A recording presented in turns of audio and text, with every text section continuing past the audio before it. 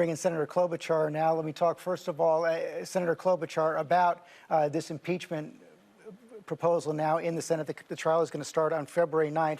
I was hoping to get to this with Senator Paul. We ran out of time there, but the GOP is signaling they're going to be making a process argument, that it's not constitutional to try a former president, that it won't be legitimate if Chief Justice Roberts does not preside. Your response?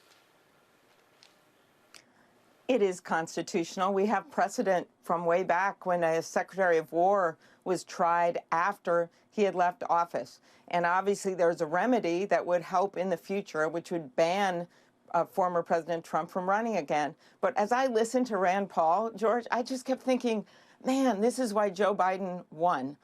The American people right now are struggling. They need pandemic relief. They are literally trying to balance their toddlers on their knees and their laptops on their desks and teaching their first graders how to use a mute button just to go to school. They need help. And I thoroughly believe that we can handle this impeachment trial and, just as the American people are doing, juggle what we need to get done. Get the Homeland Security Secretary through. We just had an insurrection at the Capitol. Get people confirmed for Joe Biden's cabinet, and yes, get people the help that they need. That's what this next month is going to be about. You just heard John Carl say he doesn't believe there are the votes there to convict President Trump right now. And we saw President Trump after the first trial, going to show those pictures right here. When the votes weren't there to convict, he waved the acquitted headline, said this was vindication for him. You concerned that could happen again?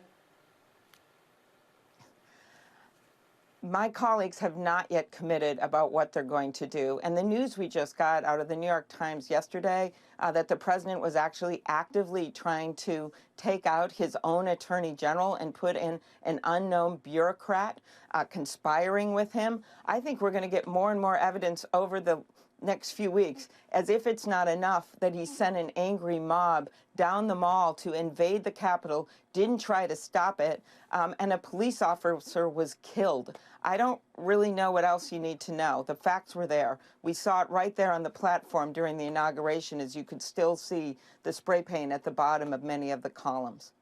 But if the votes aren't there to convict, would you pursue instead either a censure or some kind of a resolution under the 14th Amendment to prevent President Trump from running for office again?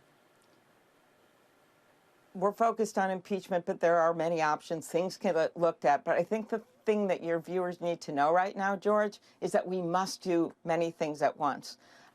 There is so much problems out there for the American people. They want those vaccines, and I'm so glad that Joe Biden invoked the Defense Production Act so we can get them produced. We can get the distribution centers set up. We can make sure that schools can open again. That's what he's focused on. That's what we're focused on, and we can do this impeachment trial at the same time. We could run it in the afternoons, confirm the nominees in the morning, and pass legislation at night. As you know, you don't have an agreement with the Republicans. The politics of how this would work. Well, as you know, you don't have an agreement yet to get that negotiated. And that's what I want to ask you about. All right. Whether you can get the organizing resolution through, and also with Republicans now saying that the president's plan is far too big. Do you still hold out hope for a bipartisan agreement, or are Democrats going to have to go it alone through reconciliation?